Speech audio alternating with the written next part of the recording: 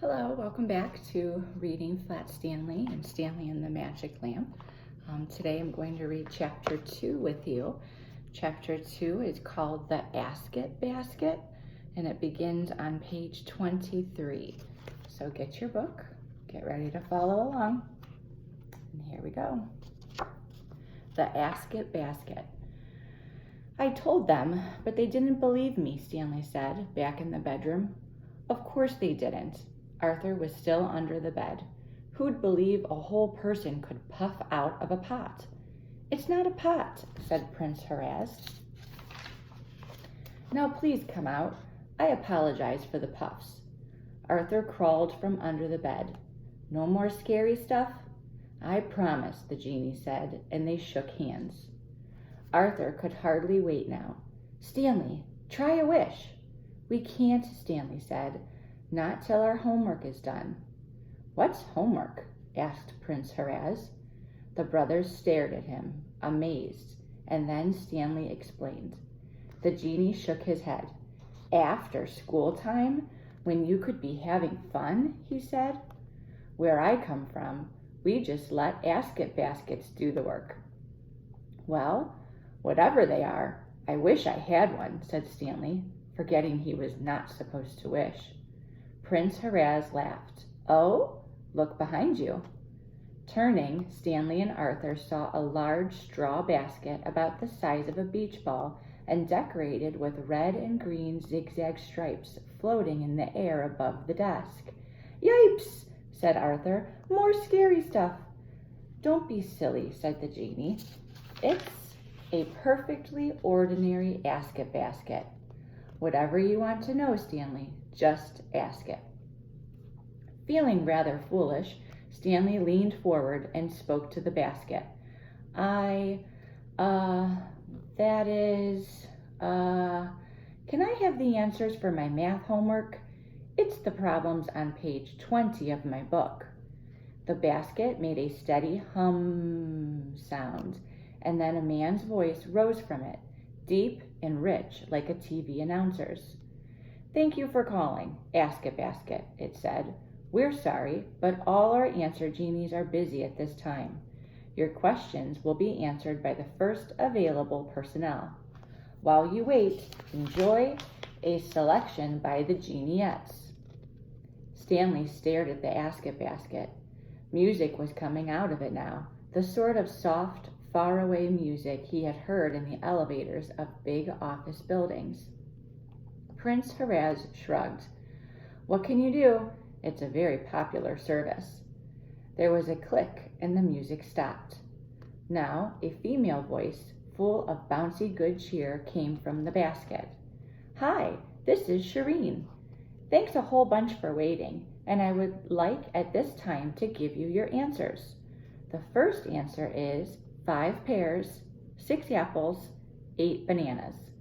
The second answer is Tom is 4 years old, Tim is 7, Ted is 11. The third, wait, Stanley shouted. I can't remember all this. A written record created especially for your convenience is in the basket, sir, said the cheery voice.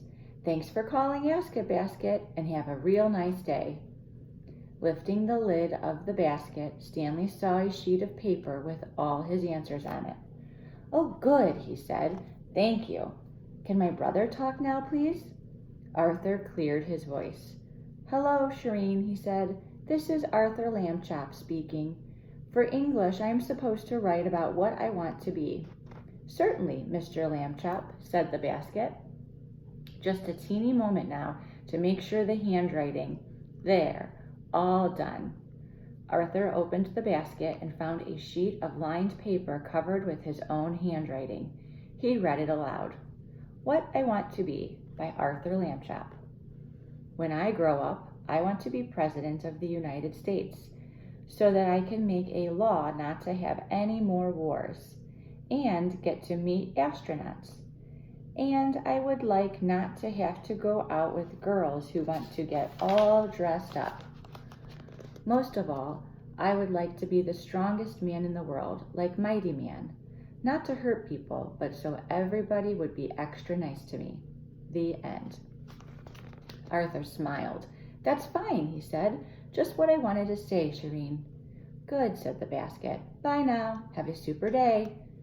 The brothers called goodbye, and Prince Horaz plucked the basket out of the air and set it on the desk by his lamp. "There, homework's done," he said. "That was a very ordinary sort of wish, Stanley. Isn't there anything special you've always wanted? Something exciting?" Stanley knew right away what he wanted most. He had always loved animals. How exciting it would be to have his own zoo. But that would take up too much space, he thought. Just one animal then, a truly unusual pet. A lion?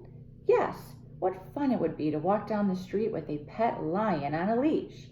"I wish for a lion," he said. "Real but friendly." "Real but friendly," said the genie. "No problem." Stanley realized suddenly that a lion would scare people, and that an elephant would be even greater fun.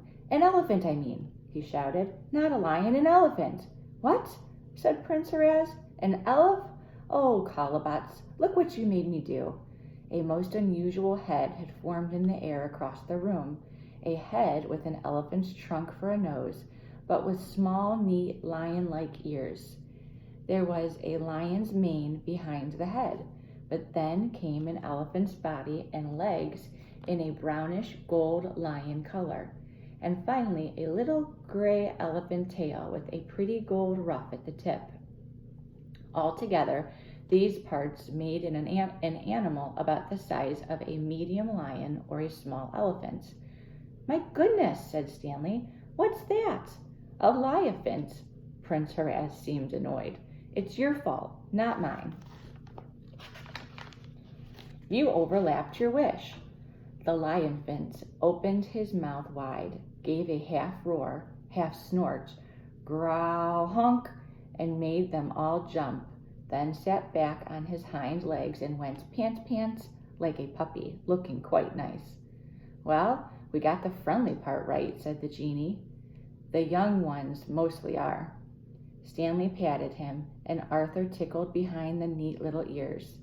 The liaphant licked their hands, and Stanley was not at all sorry that he had mixed up his wish. Just then a knock sounded on the bedroom door, and Mrs. Lambchop's voice called out, "Homework done?" "Come in," said Stanley, not thinking, and the door opened. "How very quiet you," Mrs. Lambchop began, and then she stopped. Her eyes moved slowly about the room from Prince Horaz to the asket basket and on to the liaphant. "Gracious," she said. Prince Horaz made a little bow. "How do you do? You are the mother of these fine lads, yes?" "I am, thank you," said Mrs. Lambchop. "Have we met?" "I don't seem to." "This is Prince Horaz," Stanley said, "and that's a liaphant, and that's an asket basket."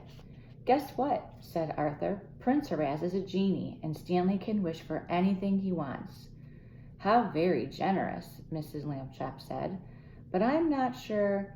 Turning, she called into the living room, "George, come here. Something quite unexpected has happened." "In a moment," Mr. Lambchop called back. "I am reading an unusual story in my newspaper about a duck who watches TV." "This is more unusual than that," she said, and Mr. Lambchop came at once.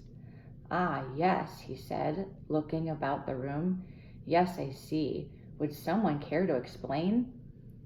"I tried to before," Stanley said. "Remember? About—" "Wait, dear," said Mrs. Lambchop. The liaphant had been making snuffling, hungry sounds, so she went off to the kitchen and returned with a large bowl full of hamburger mixed with warm milk. While the liaphant ate, Stanley told Mrs. Lambchop what had happened. Mr. Lambchop thought for a moment. "Unusual indeed," he said, "and what a fine opportunity for you, Stanley. But I do not approve of using the asket basket for your homework, boys, nor will your teachers, I'm afraid. My plan is, let's not tell them," Arthur said. Mr. Lambchop gave him a long look. "Would you take credit for work you have not done?" Arthur blushed. "Oh, well, I guess not. I wasn't thinking. because of all the excitement, you know. Mr. Lambchop wrote "Not in use" on a piece of cardboard and taped it to the ascot basket. "It's too late for more wishing tonight," Mrs. Lambchop said. "Prince Horaz, there is a folding cot in the closet, so you will be comfortable here.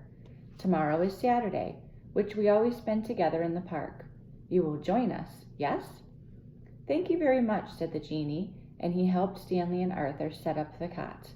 The Liaphant was already asleep, and Mrs. Lambchop picked up his bowl. Gracious! 3 pounds of the best hamburger, and he ate every bit. She put out the light. "Good night to you all." It was quite dark in the bedroom, but some moonlight shone through the window. From their beds, Stanley and Arthur could see that Prince Horaz was still sitting up in his cot. For a moment all was silent, except for the gentle snoring of the Liaphant, and then the genie said, "Sorry about the snoring. It's having all that nose, probably." "It's okay," Arthur said sleepily. "Do genies snore?" "We don't even sleep," said Prince Horaz. "Your mother was so kind. I didn't want to tell her. She might have felt bad." "I'll try to stay awake if you want to talk," Stanley said. "No thanks," said the genie. "I'll be fine. After all those years alone in the lamp, it's nice just having company." And that's the end of chapter 2. That was a good chapter. Go ahead onto the website and see what question is posted today. I can't wait to see your comments and to hear what you thought about this chapter. Have a great day.